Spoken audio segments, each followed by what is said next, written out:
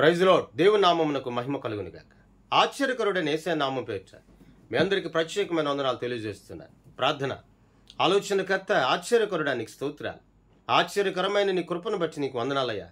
ఇంతకాలం మాకు తోడయుండి ఆదరించి బలపరచున్నందుకు స్తోత్రాలు.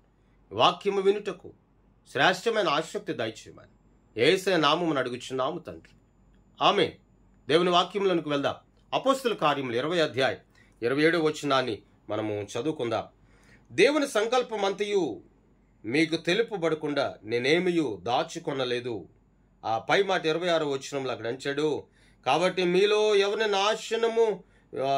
నాశనము విషయమైనను నేను దోషిని కానని నేడు మిమ్మల్ని సాక్ష్యము పెట్టుచున్నాను. ఈ మాట ఈ స్థలంలో ఈ వచనంలో 27వ వచనంలో రాయబడిన మాట మనం జ్ఞాపకం చేసుకుందాం. పౌలు గారు వలె సాక్ష్యం ఇచ్చుటకు మనం వేగిరపడాలి.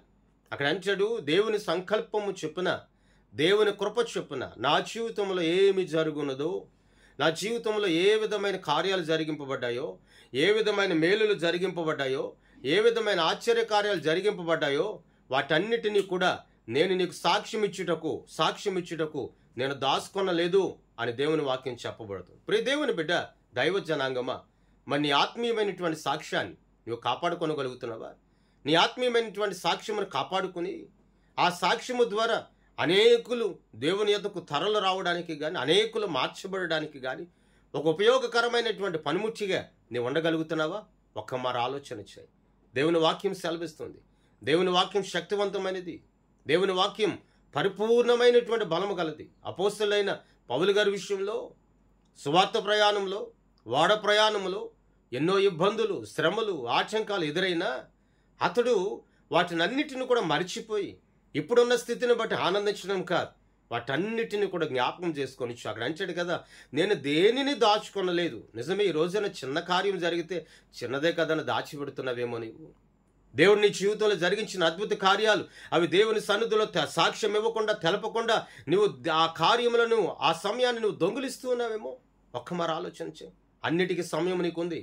లోకముతో గడపడానికి సమయం, లోక వేషధారణకు సమయం, లోక సంబంధమైన వేష భాషలకు సమయం, లోకంలో ఉన్న ప్రతిదానికి సమయం ఉంది. కానీ దేవుని సన్నిధిలో సాక్ష్యం ఇవ్వడానికి, దేవుని కొరకు నిలబడడానికి నీకు సమయం లేదేమో.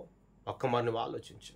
పౌలు గారు అంటాడు, దేవుని సంకల్పము ద్వారా జరిగింపబడింది ఏది కూడా నేను దాచిపెట్టద్దు. దేవుని ద్వారా జరిగింపబడిన ప్రతి కార్యాన్ని దాచిపెట్టకుండా చెప్పు. రెండవది, పాపము కానీ, అపవిత్రమైన మనసు కానీ, అపవిత్రమైన తలంపులు కానీ అవి దాచిపెట్టకుండా దేవుని సన్నిధిలో ఒప్పుకోవాలి. కొన్ని విడిచిపెట్టాలి, కొన్ని దాచిపెట్టుకోవాలి, కొన్నిటిని మనం పొందుకోవాలి. దాచిపెట్టవలసింది ఆయన మేలులో నీవు మర్చిపోకుండా వాటిని హృదయంలో జాగ్రత్తగా భద్రముగా దాచిపెట్టి వాటి కొరకు సాక్ష్యం ఇవ్వాలి. విడిచిపెట్టవలసినవి అపవిత్రమైన స్వభావాన్ని, దేవునికి విరోధమైన ప్రతి దాన్ని కొన్ని విడిచిపెట్టాలి. మరి పౌలు గారి వలె సాక్ష్యం ఇచ్చుటకు వేగిరి కలిగినటువంటి మనసు నీలో ఉందా? ఆయన వైపు చూడగలుగుతున్నావా? ఆయనతో నడిపించబడగలిగే ఒక భక్తి కలిగిన జీవితం నీలో ఉందా? నీలో ఉంటే రా దేవుని యొద్దకు. దేవుడిని దర్శించుటకు ఇష్టమైన మనసు కలిగి ఉన్నాయి.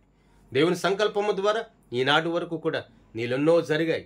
కొన్ని మార్లు వంచా నాలో ఏ కార్యం జరిగిందండి, కార్యములు, అద్భుతములు జరిగినా సాక్ష్యం ఇచ్చుటకు నీ మనసు అంగీకరించడం లేదంటే ఇంకా నీ మనసు లోకానికి, లోక సంబంధమైనటువంటి వాటితో ముడివేయబడి ఉంది.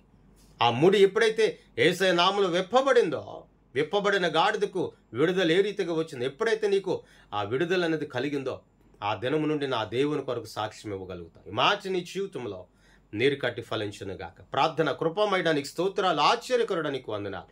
ఆశ్చర్యకరమైన కృపను బట్టి నీకు స్తోత్రాలు. తోడయుండండి, ఆదరించండి, బలపరచమని యేసయ్య నామమును అడుగుచున్నాము తండ్రి. ఆమేన్.